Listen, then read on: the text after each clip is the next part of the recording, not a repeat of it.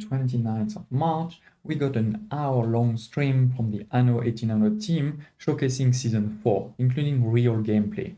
I already made a video earlier this week covering at high level the big announcements, like the topic of each of those 3 DLCs for the year. Don't hesitate to check the video description below or my channel after watching this video if you want to see that one, or a lot of other Anno 1800 content. But today we'll focus exclusively on DLC number 10, the Seeds of Change, which is releasing on April 12th, not just from the live stream, but also from conversation with the Anno team on Discord and others. I will also shortly make another video focusing exclusively this time on the new free scenario Seasons of Silver, which is also releasing on April 12th. I'm Strat Gamer, covering strategy, city building, simulation games with game reviews, guides, let's plays. If you haven't subscribed to the channel yet, don't hesitate to press the red button below so you never miss another video and you really help support the channel. Big thanks to all of my viewers out there and subscribers. We're almost at 1000 subscribers, it's amazing. Okay, so the DLC number 10, Seeds of Change. It's a mix of all mechanics from previous DLCs that were focused in the old world, like Seed of Change, Bright Harvest and Dockland, but now applying to the new world, with also a few new mechanics. I say applying to the new world, and it has definitely a new world focus for the whole season and for this DLC, but some of the mechanics like the fertilizer also impact other regions like the old world and Besa. It's unclear for the Arctic at this point, but I guess probably not, given that the Arctic doesn't really have farms. Of course, in this video I will cover everything that I know. It doesn't mean I know everything, it doesn't mean the community knows everything. They may still have a few surprises for us, but at the same time, the first DLC of the season is usually the smallest. Release is only 2 weeks away, and it would have actually been hard to hide big things during the live stream of the game. So probably what I'm showing is what we will get. First topic is, I said it's a mix between Seed of Change, Bright Harvest and Dockland. Let me explain. One of the big new buildings that we're getting is the Hacienda. Similar to Seed of Change, which introduced a palace and local departments in the old world, we're now getting the Hacienda. You can build only one per island, like the local departments, and you can choose in this Hacienda to have a policy, 1 out of 5, that will impact the whole island it is selected on. It's not just going to impact things inside the Hacienda radius, it's going to impact the whole island. You have 5 to choose from: food consumption, which will reduce by 30% the fried plantain and tortillas for the whole island, once again, not just for the Hacienda. Second, it says increasing sawmill and lumberjack efficiency. Then in the description, it was saying actually only for the lumberjack huts, plus 20% productivity and minus 20% maintenance cost. Then storage capacity will increase for each of your depots, the storage capacity of the island by 75. Then the Hacienda Obrera quarters will produce influence, a bit like your engineers can do with policies in the old world, or like your investors can do by default. Will be actually plus 5 influence for each quarter, so per each 40 of population. And then lastly, the harbors unload faster. It is for all harbor buildings, not just your main harbor building, but also all of the piers. And it says plus 50% unloading speed. It's worth noting that you will need attractiveness for each of these to be unlocked. For example, for the last one, it is 1750 attractiveness. This is quite a bit. Then 1000 attractiveness for the Hacienda Obrera quarters. The one that seems a bit overpowered is potentially the Hacienda Obrera quarters with plus 5 influence per building, but at the same time, now that we have skyscrapers, we really don't need more influence. I have way more influence than what I need. Then the second DLC that is taking a lot of inspiration from is Bright Harvest. Not really because Bright Harvest mechanics are applied to the new world, because they were actually already there, but because it has a very strong focus on your farms, with smaller farms in your Hacienda, and also the fertilizer concept we'll go into.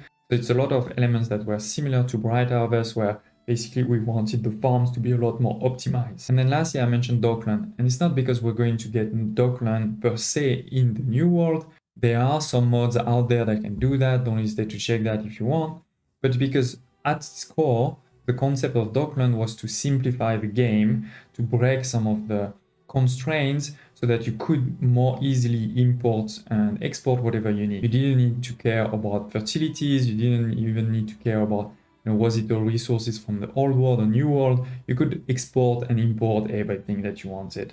And with the hacienda concept, you get something a bit similar, because in the hacienda, you will get farms that don't require any fertilities.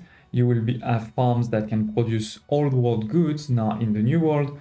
So while the mechanics is different, the impact is actually the same. I already mentioned one of the new buildings, the hacienda, but there's many others. There's actually, as far as I counted, 21 different new buildings. And in these 21, I'm counting the farm as 1 and not as 8, even if you can produce 8 different types of things there. So let's go through those 21 new buildings. The first one, as I said, is the hacienda. It's a 9 by 7 building as far as I can see. It plays a couple of things. First of all, it is a warehouse. You can deliver goods, you can pick up goods there. One thing that's unclear is how many ramps do we have, if the loading and unloading speed will be quicker or slower than normal warehouses. That will be quite important to see if you need way more warehouses inside the hacienda, let's say perimeter, or not. Second element is it is a sort of a market.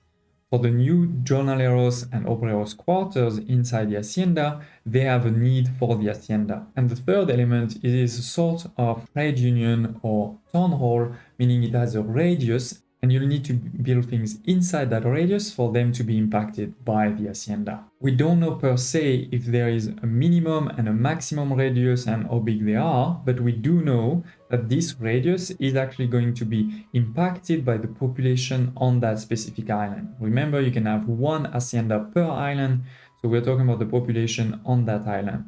What's unclear too is, are we talking about the total population, meaning the old type population of jornaleros and obreros, and the hacienda population? Are we talking about only the old type? Are we talking about only the hacienda population? Which, for example, for min-maxers mean that it may not be a good idea to do no population island anymore in the new world. And before we talk about all of the buildings that you can place inside the hacienda, let's talk about the 11 buildings that are outside of the hacienda, and it's actually 11 ornaments. Don't hesitate to share in the comments if you think I miscounted or if you've seen other, also if you like them or not. But it's definitely good to get a few more ornaments, and also it's good that they are not limited to the hacienda. You can build them anywhere in the new world. Okay, so now inside the hacienda, first of all, you'll have two streets type.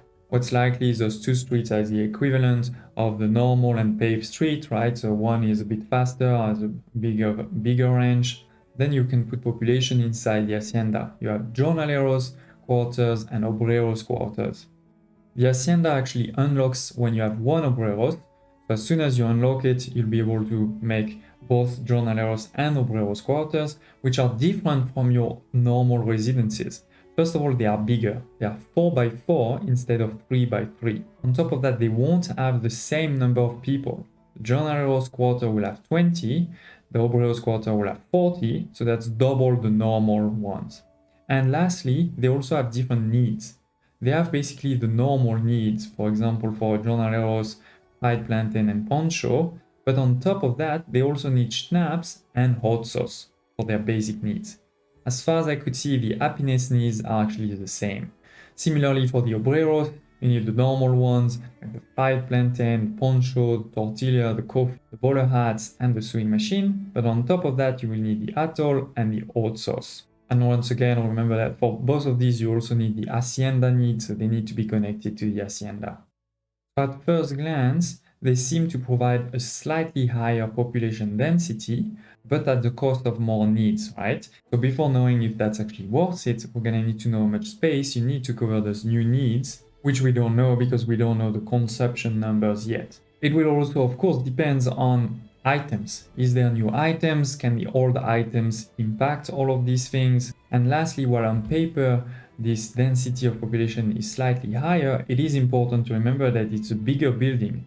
And bigger building means it's harder to place, in particular in the corners of the map or corner of an island, and therefore you may be able to put less of these buildings, in a specific space, and therefore lose a bit on that density. So all in all, interesting to have some new population, even if it's not new tiers, especially for beauty builders. You'll have to integrate that around the hacienda, so inside productions. That will be nice to see, but not clear if for min-maxers it will actually be worth it. And the next one is the storeroom, which is basically a depot that instead of putting in your arbor area, you put on land. Also provide 50 tons of capacity for the island for a cost of 10 wood and 5 bricks. So to be honest, I'm not really convinced because it's very similar to the one in the harbor, but the problem in the new world hasn't been the space in the harbor. There's not that many things you can put there apart from the depots, versus for the land space, we were actually limited. Then the big one is the farm multi. Instead of having multiple different farms, we have one. So when you click on it, you can choose which of the goods to start producing. You can change that at any time. It will just immediately change. It seems to be a 4x6 size.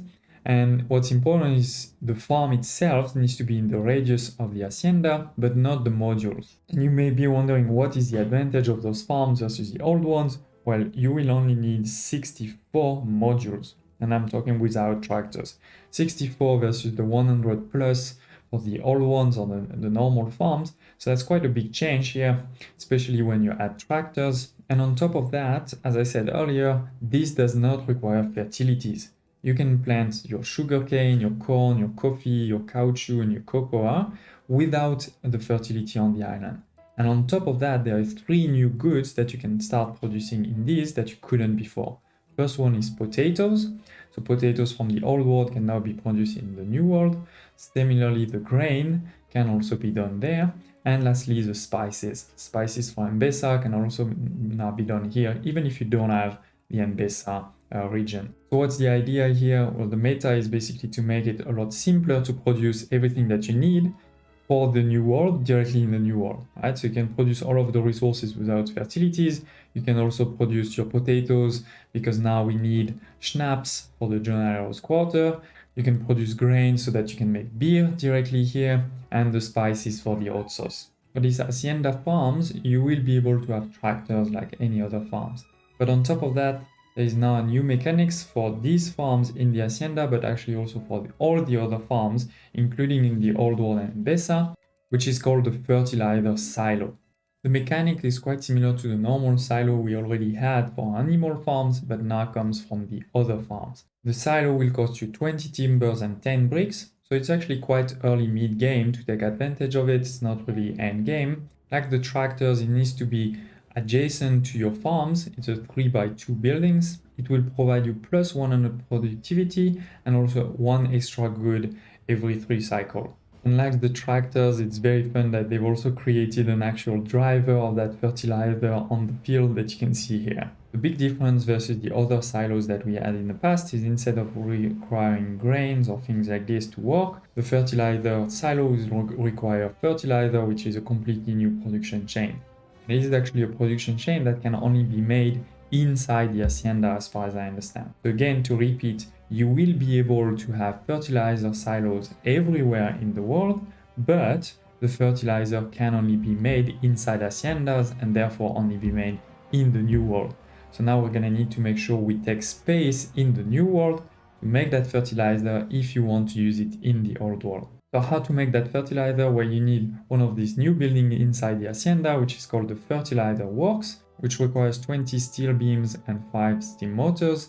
So that's a bit more kind of an early late game thing.